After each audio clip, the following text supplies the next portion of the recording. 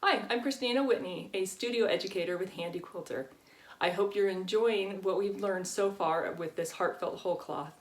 Today we're going to move on to part 8. If you're following along in your instructions, it'll be on page 5, starting with step number 3.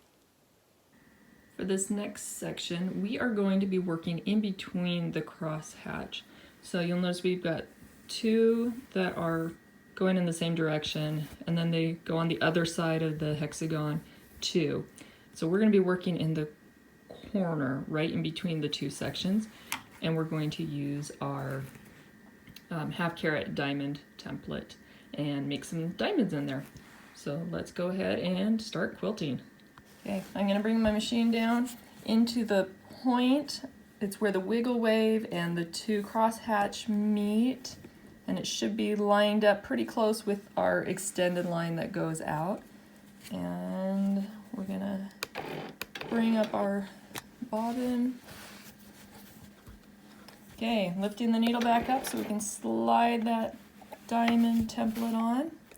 And then I'm going to go ahead and needle down right in that same spot and then get the ruler or template into position. So I'm going to bump this end right up against the foot and then take this top point and I'm going to rotate it over just a little bit so it's lined up on my line there. Okay, and I think we are ready to quilt. And we're going to stitch.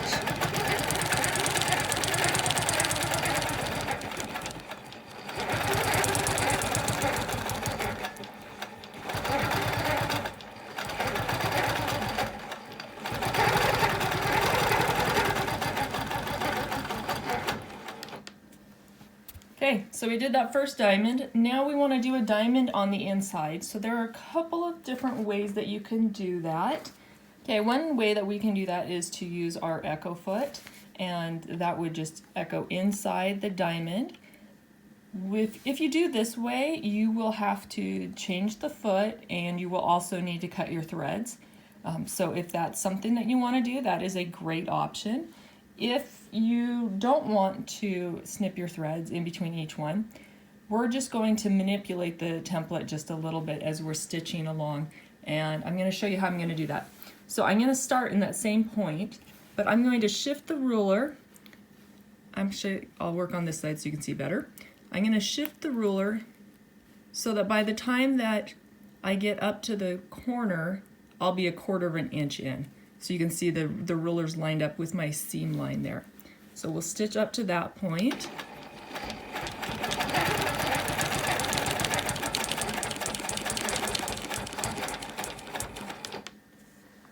Okay, and then I stopped, you can't really tell, but I stopped so that the back of the foot is lined up with this other stitch line.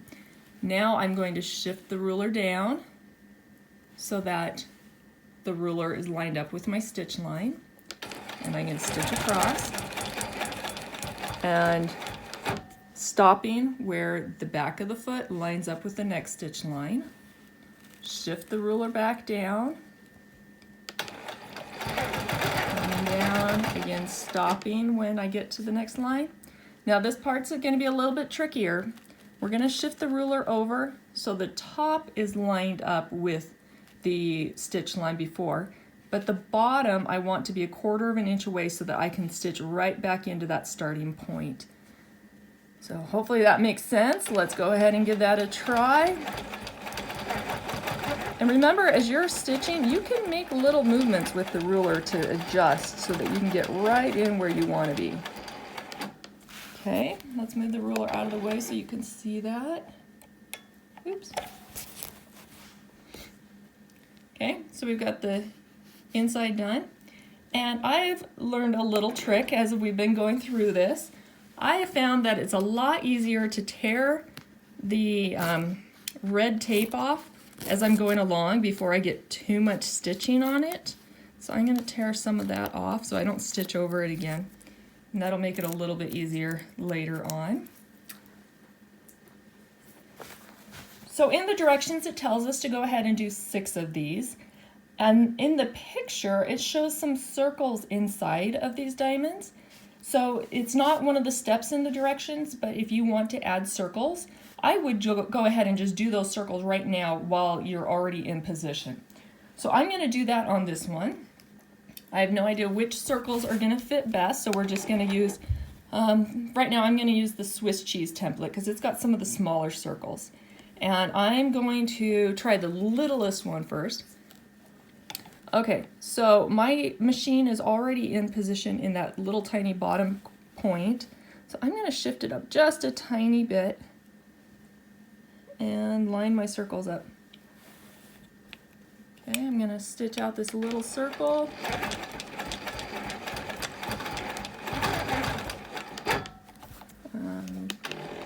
That is a tiny circle. Let's move up to the next size. Make sure I'm in position, drop my needle down.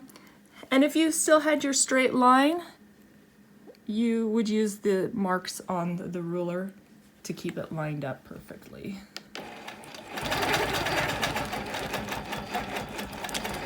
Okay, so lesson learned here. Let's move the ruler out of the way so you can see. My circle was bigger than my diamond. I didn't plan very well for that one.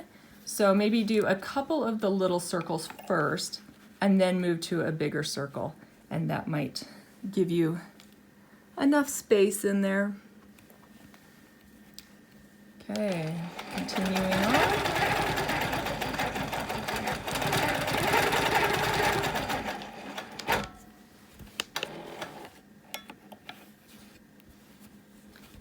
And let's see if this bigger one will fit in here. I'm going to drop the needle. So I'm going to line it up. And if I look closely, I'm going to be going outside of this stitch line. So that circle's not going to work. So I'm going to take it back off. And you also have the option to do this freehand or leave it out. It doesn't matter. It's whatever works for you. So I'm going to go ahead and do one more here.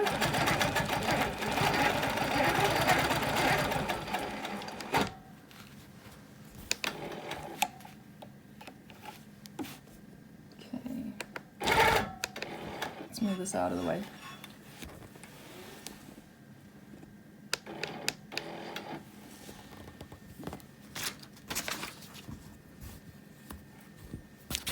Okay, so you can see that I did this little tiny circle. So I could probably have even just not even done that circle in there and just moved up a little bit more and did the small circle. I wouldn't have done this one, and I think what I'm gonna do on the next one, I'm not gonna do them all the same probably, just to give it some variety, and then that way I don't have to change this one. So I changed my mind and I unpicked that circle that went outside of the diamond, and I just filled it with some of the 1/4 inch circles. And then also another idea that I thought of is if you want a larger variety of sizes for these little circles, you can use the HQ Mini Circles ruler, and that's got a bunch of different sizes as well. So it gives you some more options to work with. Okay, so we finished our diamonds, and now we're going to move on to step 4 on page 5, doing a 1/2 inch echo around both the cross hatch area and our diamond.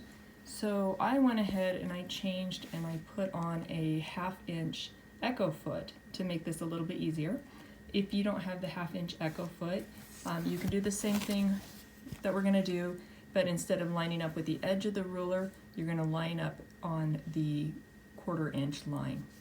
So what I'm going to do is move this foot so that one edge bumps up to the curved crosshatch and the back edge is going to bump up with my diamond shape. Okay, so that's going to be my starting point. Little tie off.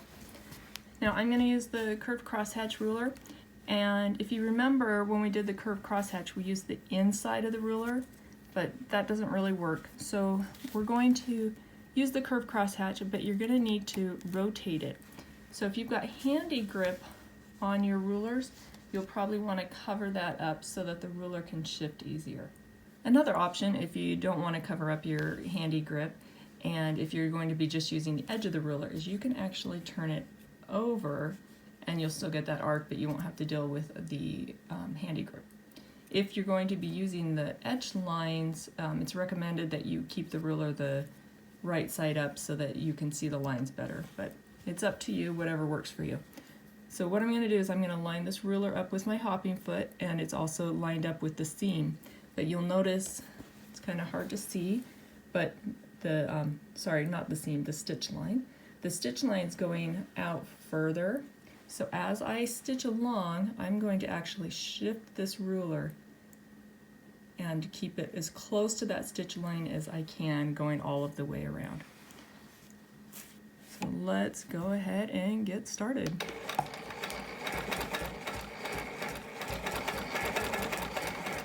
So you can see I'm doing little tiny shifts. And to come up to this point, you're going to have to do a little bit of work on that side. See how I can't even get the ruler close? That means I've got to go a lot further than what I had. So I'm going to keep on stitching.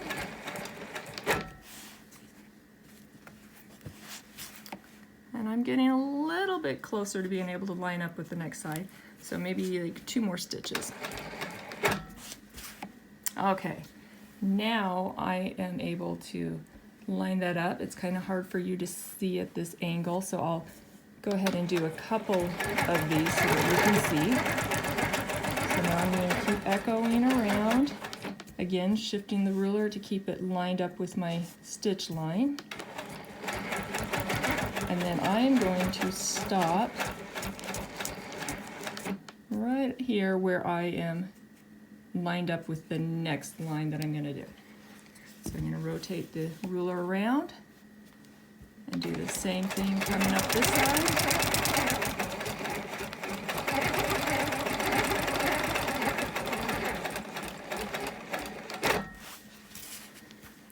Now that one I overshot, so I'm going to bring it back a little bit. Okay, so I went ahead and backed up just a few stitches, so now I can line this ruler up with the echo foot and also with my stitch line. Now I want you to watch this line and watch my ruler movement as I go around this section.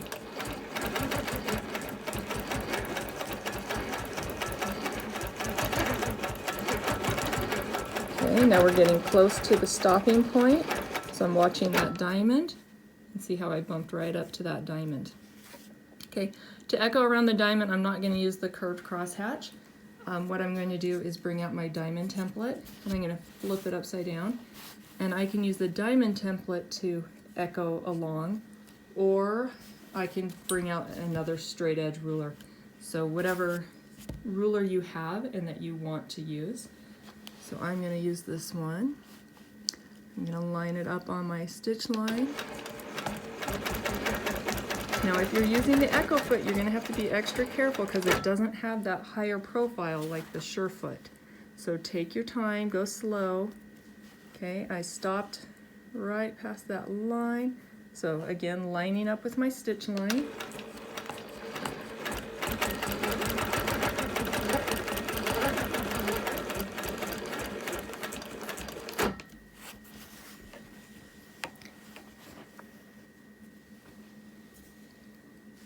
I'm going to go just a little bit further.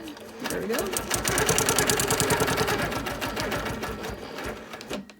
See how close I am. Well, back here you can see my ruler is off quite a bit, so I'm just going to use the ruler to help me go forward, just a little bit of pressure there until I get it lined up, and now I can stitch down, stopping at my curved crosshatch. So we're going to do the same thing, continuing all the way around, finishing off that 1/2 inch echo.